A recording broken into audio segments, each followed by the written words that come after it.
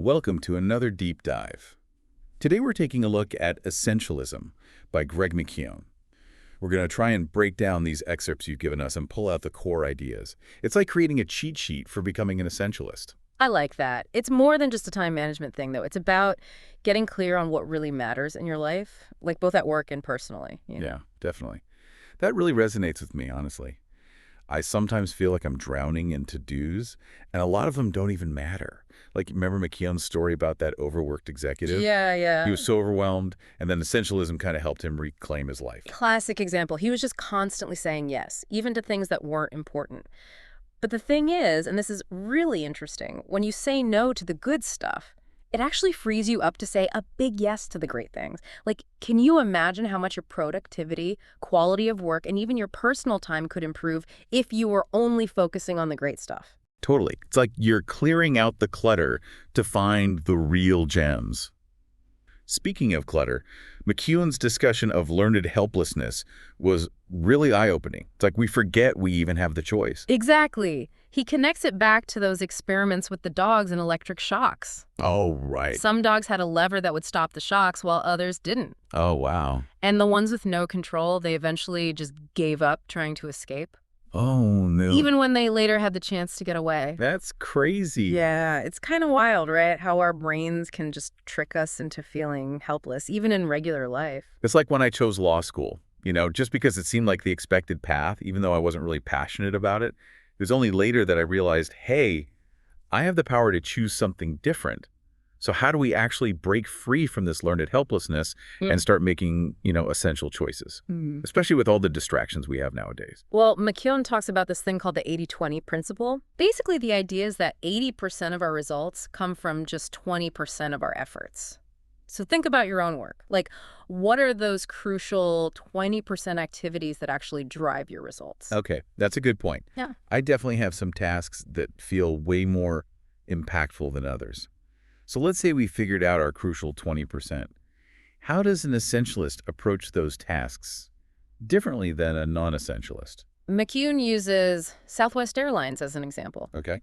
They became super successful by focusing on one essential goal, being the low-cost airline.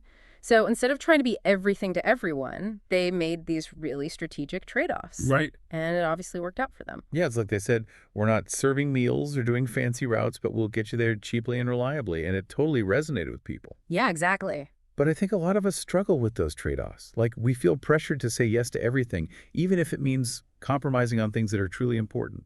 Absolutely. And that's where burnout comes in. McKeown talks about how non-essentialists often try to straddle different strategies. So they try to do everything and end up sacrificing quality on the edges. Yeah. Have you ever felt that pressure to say yes to every single opportunity, even if it doesn't feel quite right? Oh, all the time. But McKeown also talks about needing to create space for thinking and exploration. Yeah. Even when our schedules are crazy packed. Yes. Like you mentioned those do not call Mondays and Bill Gates' think weeks. Exactly. It's about intentionally stepping back to gain some perspective so you can reconnect with those essential priorities. And, it might sound extreme, but even finding just a few minutes each day to disconnect and just think can make a big difference. What helps you escape and recharge? That's a really good question. I've been trying to get back into reading, but honestly, I just feel too busy most of the time. But speaking of feeling overwhelmed, how do we even filter the constant information overload we face every single day? That's a good one. Well, McKeown uses this story about Nora Ephron's high school journalism class. So they had to write a lead for a story about the school closing for a teachers' conference. Okay. And everyone focused on the conference itself, Right. But the real essence of the story was just that there would be no school. I see. Sometimes the essential part is right there, but we just need to learn to see it. Yeah, it's like we need to become information detectives. Right. Searching for those essential clues. Exactly. It reminds me of how easy it is to get caught up in all the details and totally miss the bigger picture. Have you ever felt lost in all that information overload? Oh, yeah. All the time. It's a constant battle, honestly. McKeown talks about the importance of looking for the underlying themes and patterns that connect those seemingly separate pieces of information. He even suggests bringing in some play, which might sound counterintuitive, but... Hold on, play. Like recess for adults. Yeah. I thought this was about essentialism. Right. It might sound a little strange, but McKeown argues that play isn't frivolous at all. He connects it to Stuart Brown's research, which shows that play is actually super important for creativity, problem solving, and even emotional resilience. Wow. It's like a secret weapon to fight burnout and stagnation. So how do we bring more play into our adult lives? It's not like we can just ditch work to build a Lego castle. Haha. Maybe not at work. But McKeown suggests reconnecting with activities that bring you joy and wonder. Okay, yeah. So whether it's painting, playing music, or just being silly, play can actually help us tap into a more expansive way of thinking. I love that. It's all about rediscovering that childlike curiosity and giving ourselves permission to explore new things. I like that. Now, another thing that often takes a hit when we're chasing productivity is sleep. Ugh. But McKeown argues that sleep isn't the enemy of productivity, but actually a key driver of peak performance. Oh, absolutely. He shares a story about this executive named Jeff whose health took a huge nosedive because of chronic sleep deprivation. Oh, wow. It's kind of a warning, really, about how important sleep is for our overall well-being. Yeah, I've definitely felt that mental fog when I don't get enough sleep. It makes everything so much harder. It's like being drunk, cognitively. Seriously. Seriously. So we've talked about protecting our energy through sleep and play, but how do we even identify those essential activities and commitments we should be focusing on in the first place? Great question. That's where extreme criteria come in. McKeown suggests we need really clear standards for what we will and won't pursue. He uses the example of this furniture company, Fitso. Okay. They're known for having this incredibly selective hiring process. Oh, wow. Like they'd rather be understaffed than hire the wrong people. Really? Yeah, Wow. they're that serious about it. So instead of settling for good enough, Yeah. they're really laser focused on finding the absolute best fit. Exactly. I guess the same could be said for our own lives, right? Like, we need to define those non-negotiables, those things we're truly passionate about and willing to commit to wholeheartedly. Exactly. And that brings us to the concept of the essential intent, Okay. which is way more than just a vague mission statement. It's about pinpointing that one thing you want to be truly excellent at, like the driving force behind all your actions. It's like having a compass to guide your decisions, helping you navigate those tricky trade-offs and stay true to your core purpose. Exactly. But what about those times when we get stuck in something that's just not working anymore? I know I've fallen for the sunk cost bias. Well, the dreaded sunk cost bias. Yeah, like I've already invested so much, I just have to see it through, even if it's not right. Totally. McKeown illustrates this with a really simple example. Imagine buying a ski trip to Michigan, Okay. but then you find a cheaper and way more fun trip to Wisconsin for the same weekend. Okay, I see what you mean. Most people, even though they prefer Wisconsin, would stick with Michigan, because they already spent the money. Ugh, yeah, I've totally been there. So how do we break free from that emotional attachment to past investments? Good question. McKeown suggests asking yourself, if I wasn't already invested, how much would I invest now? It's a way to reframe the situation and make decisions based on what's actually essential right now, not on past commitments. That's really powerful. I'm starting to see how powerful this whole essentialist mindset can be. We've covered a lot already, from sleep and play to extreme criteria, and even tackling that pesky sunk cost bias. I'm excited to dig even deeper into the practical side of essentialism. What's next on our agenda? Let's move on to, so now that we've talked about figuring out what's really essential, let's move into the practical side. How do we actually edit our lives to make room for those things? It's like decluttering. Right, like decluttering your schedule and all your commitments. Exactly. Think of it as cleaning out your schedule, just like you would a junk drawer. Getting rid of all the things that you don't need. I like that analogy. My schedule definitely feels like a junk drawer sometimes. Packed with stuff I don't even use. McKeown talks about this, right? He does. And he really stresses that sometimes you even have to cut things that are good to make room for the truly essential stuff. Right. It's interesting, actually, the Latin root of the word decision, it actually means to cut or to kill. Oh, wow. It's a powerful reminder that every time we choose something, we're also choosing to let go of other possibilities. I never knew that about the word decision. Yeah. That's a really good point. Yeah. But editing our lives can feel so overwhelming. Like, where do we even start? McKeown's advice is to start small. He compares it to moving a boulder. A small push is all it takes to get it rolling. Then gravity does the rest. Makes sense. So, try to find those small actions that can create a ripple effect of positive change. What's one tiny thing you can change today to simplify your life? I think maybe you can start by decluttering my workspace. Maybe if I have a clear space, I can think more clearly. Love it. But what about those essential goals that we talked about? How do we make sure we actually stick with them and don't get pulled back into all the distractions? McKeown emphasizes the importance of creating routines and systems that make it almost effortless to get things done. He compares it to Southwest Airlines again, how they've streamlined their operations around a few key principles. Right. It's about building an ecosystem that supports your essential priorities. That's so smart. It's like we're setting ourselves up for success rather than constantly fighting distractions. Exactly. So does that tie into those small wins that McKeown talks about, celebrating those little steps towards our goals? Absolutely. He says acknowledging those small victories can be super motivating I love that. because it shows us that we're actually making progress, even Mhm. if it's not some giant leap forward. What's a recent small win that you've experienced? Oh, let me think. Well, I finally finished this online course I'd been putting off for months. It wasn't a huge deal, but getting it off my to-do list felt really good. I love that. But one thing I struggle with is time management. I always underestimate how long things will take, which leads to feeling rushed and overwhelmed. Does McKeown talk about that at all? He does. He suggests a strategy called buffering. Oh. It basically involves adding extra time to your schedule to account for unexpected delays or problems.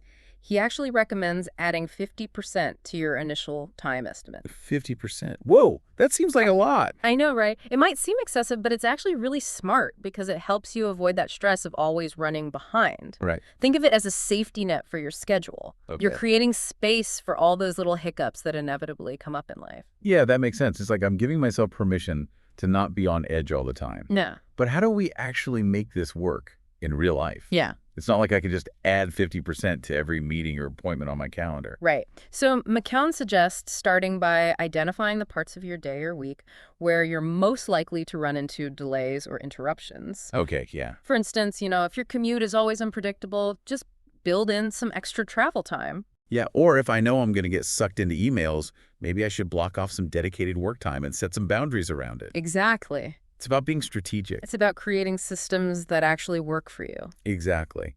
And the interesting thing is, McKeown believes that this kind of approach actually frees us up to be more present in the moments that matter. Absolutely. So instead of always racing against the clock, we can really savor those special moments.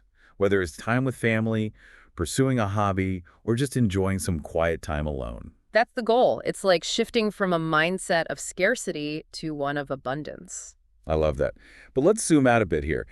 How does this idea of essentialism play out when it comes to leading teams and organizations? Oh, that's a good one. What does an essentialist leader look like? McKeown has done a ton of research on this, and he's found that there's a direct link between having a clear purpose and how well teams perform. Oh, interesting. When everyone on the team understands what their essential goals are, they're way more likely to succeed. So it's not just about individual productivity. It's about getting everyone on the same page and working towards a shared vision. You got it. It's like that saying, if you want to go fast, go alone. If you want to go far, go together. Exactly. Mm. McKeown highlights a few key things about essentialist teams. They focus on their top talent, they have a clear and inspiring strategy, a culture where people feel empowered, and they're committed to continuous improvement. So it sounds like essentialist leaders are focused on creating an environment where everyone feels valued, and they're empowered and inspired to really do their best work. That's it. It's about that sense of shared purpose and working together to achieve something great. Absolutely. It's about fostering a culture where people feel a sense of ownership over what they're doing Right. and where they're excited to contribute to something bigger than themselves. But shifting to an essentialist approach can be tough, especially when we have all these external pressures and expectations. How do we find the courage to say no to things that might seem good or even great? It's so common to feel that. Yeah. We get caught up in FOMO, that fear of missing out. Oh, yeah. We're scared to say no, Totally. even if it means sacrificing our well-being or our top priorities. McKeown emphasizes how important it is to figure out our non-negotiables, Okay. those core values and priorities that we're just not willing to compromise on.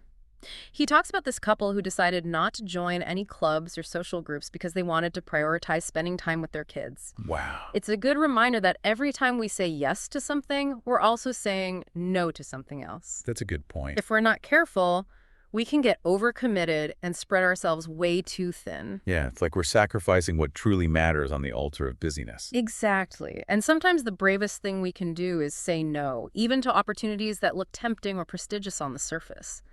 It's all about aligning our choices with our values and with the big picture vision for our lives. So speaking of aligning choices, what about boundaries?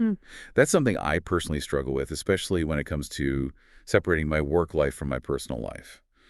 McKeown talks about the importance of boundaries, doesn't he? He does. He does. He shares the story of Jin Young, this executive who pushed back against the expectation of working late nights and weekends. She did it because it conflicted with her religious beliefs. She was willing to risk her job to protect her time for what was truly sacred to her. That's incredible. It reminds me of Clayton Christensen, the Harvard Business School professor. He famously made a conscious decision to spend his Sundays with his family, no matter what deadlines were looming. Yeah, these stories remind us that essentialism isn't just about saying no to the non-essential stuff. Right. It's about intentionally saying yes to those things that bring us joy, that connect us to our values, and that nourish our souls. I love that. But even when we have those clear boundaries and priorities, it's still hard to actually execute, you know? Yeah. How do we stay on track and not slip back into old patterns? That's the key, isn't it? It's like we need a way to stay focused, to make those essential choices automatic, not just something we do once in a while.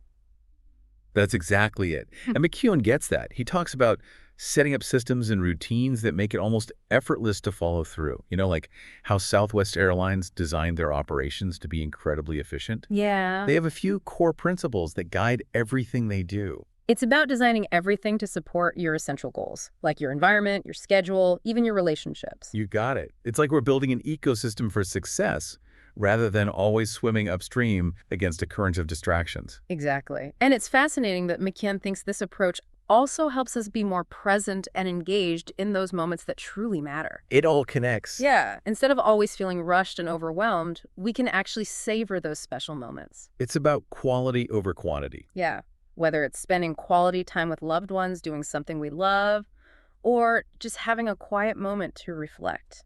Exactly. It's about creating a life where we're not just constantly racing the clock, but experiencing this sense of ease and flow, even with everything going on around us. That sounds amazing. But even with the best systems, we know life throws curveballs. Yeah, definitely. So how do we prepare for those moments and make sure we don't lose sight of our goals? That's a great point. It's like we need a game plan to handle those unexpected things, those moments when things don't go according to plan. Exactly. McKeown suggests something he calls scenario planning. Okay. Basically, you think about potential obstacles ahead of time and come up with backup plans. Okay. He uses the example of Roald Amundsen, the Norwegian explorer. Sorry. He was the first to reach the South Pole, and a big part of his success was that he planned for everything, from extreme weather to equipment breakdowns. That's so interesting. It reminds me of Robert Falcon Scott, the British explorer. He reached the South Pole just weeks after Amundsen, but he tragically died on the way back because he hadn't really prepared for all the unexpected challenges.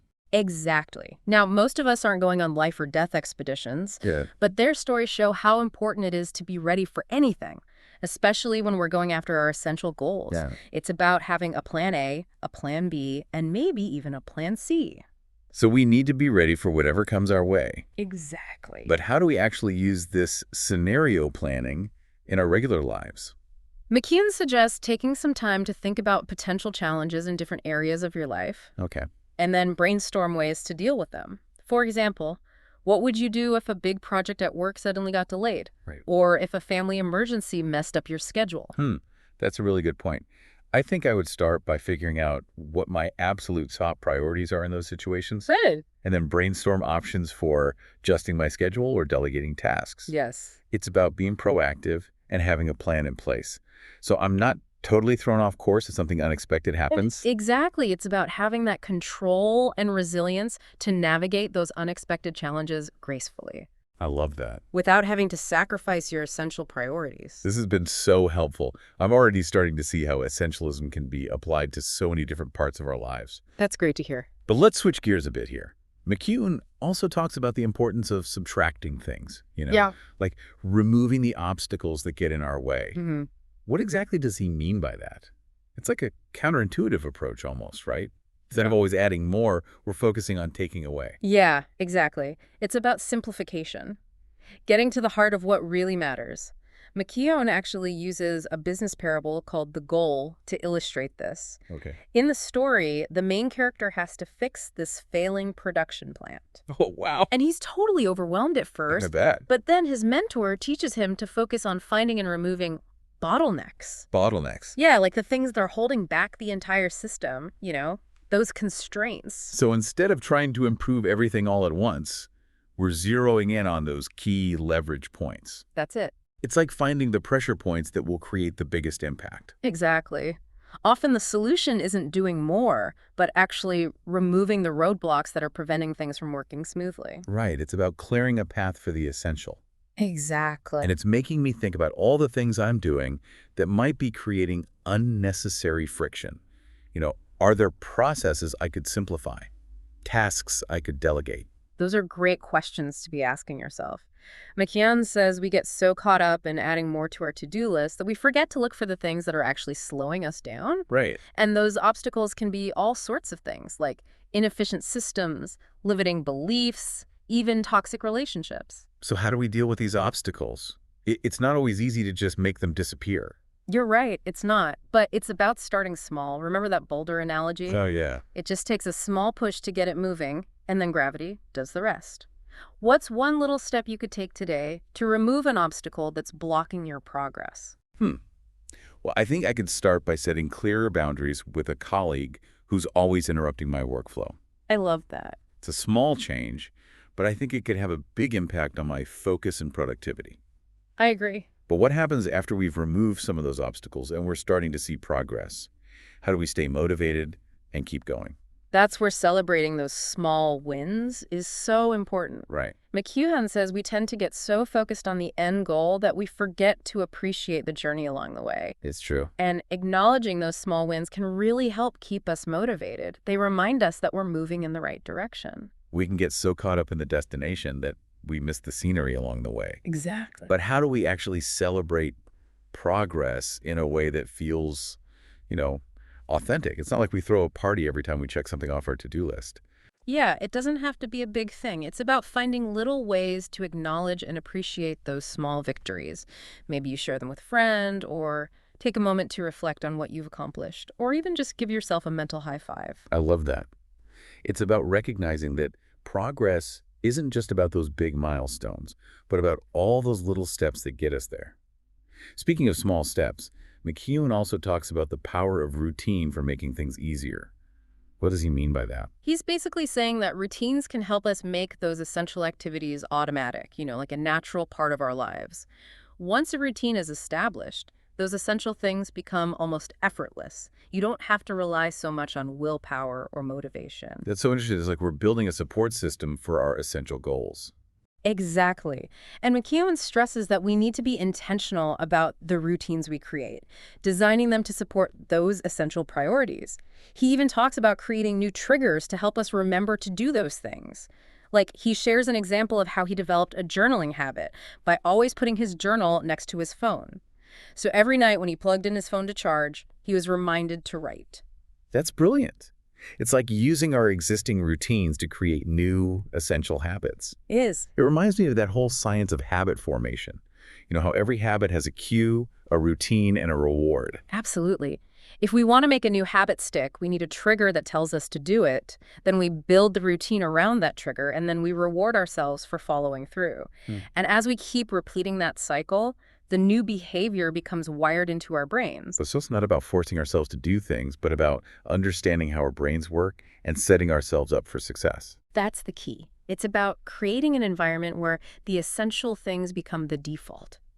Imagine just effortlessly flowing towards what truly matters instead of always battling against distractions. That's the power of essentialism. Wow.